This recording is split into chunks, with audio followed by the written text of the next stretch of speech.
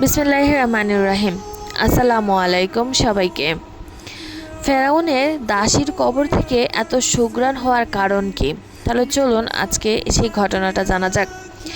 মিরাজের রাতে আমাদের প্রিয় নবী হজরত মুহাম্মদ সাল্লাল্লাহু আলাইহি ওয়াসাল্লাম যখন জিবরাইল আলাইহিস সালামের সাথে যাচ্ছিলেন, তখন হৃদয়ে জোড়ানো সুঘ্রাণ পাচ্ছিলেন।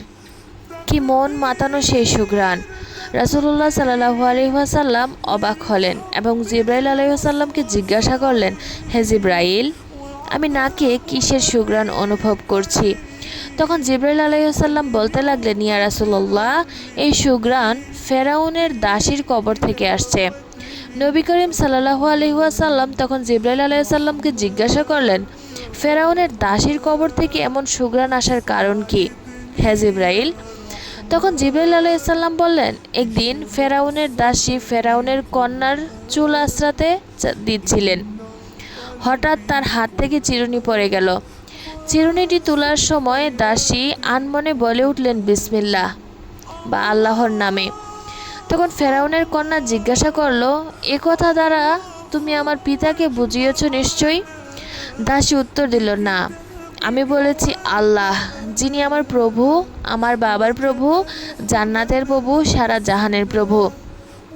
ফেরাউনের কন্যা তখন বলল, তুমি যা বলছো তা কি আমি আমার পিতাকে জানাবো? নির্ভয়ে দাসী উত্তর দিল, হ্যাঁ, জানাও।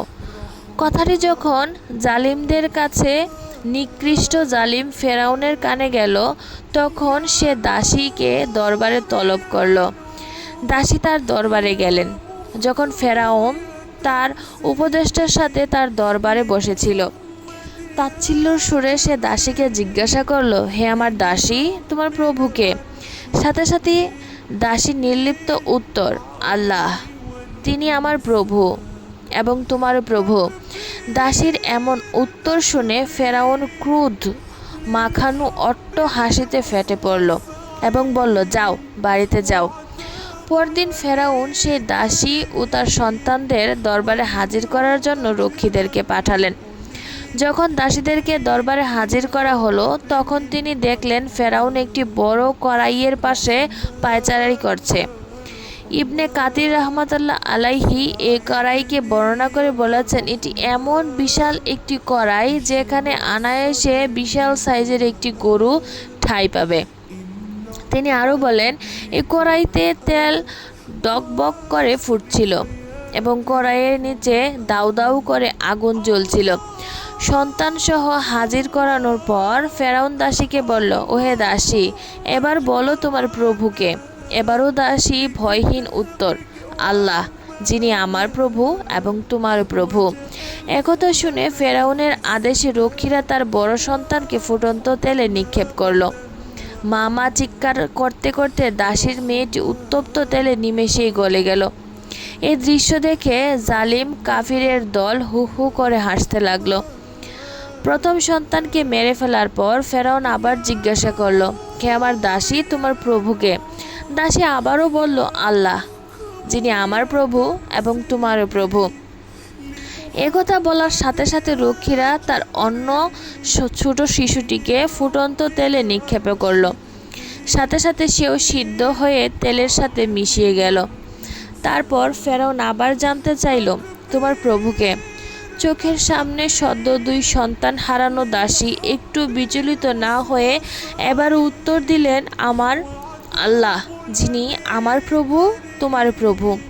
এবার রক্ষীরা দাসীর দুধের শিশুটিকে তেলে নিক্ষেপ করার জন্য ঝুলিয়ে রাখল। ঠিক তখনই দেখা গেল আল্লাহর কুদরত।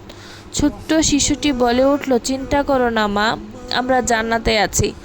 দাসী এবার আরও জোর গলায় চিৎকার করে বলে উঠল, আল্লাহ, তিনি আমারও প্রভু, তোমারও প্রভু। এরপর সেই দাসীকেও ফুটন্ত তেলে নিক্ষেপ করা হলো। দাসীর অটুট ঈমান নিয়ে মহান আল্লাহর দরবারে পৌঁছে যান, আর এমন কঠিন ঈমান নিয়ে জান্নাতে যাওয়ার জন্যই তাকে এমন মর্যাদা প্রদান করা হয়েছে, সুবহানাল্লাহ, যার জন্য তার কবরের থেকে জান্নাতের সুঘ্রাণ আসছিল, যা মিরাজের রাতে মহানবী হযরত মুহাম্মদ সাল্লাল্লাহু আলাইহি ওয়াসাল্লাম পেয়েছিলেন। নিজের মনকে একবার প্রশ্ন করে দেখুন, আপনি যদি সেই ফেরাউনের দাসীর জায়গায় থাকতেন তাহলে আপনার অবস্থাটা কেমন হতো? আল্লাহর প্রতি ঈমান কতটা বড়, আপনি আপনার মনকে একবার জিজ্ঞাসা করে দেখুন। ঈমান আছে তো আপনার?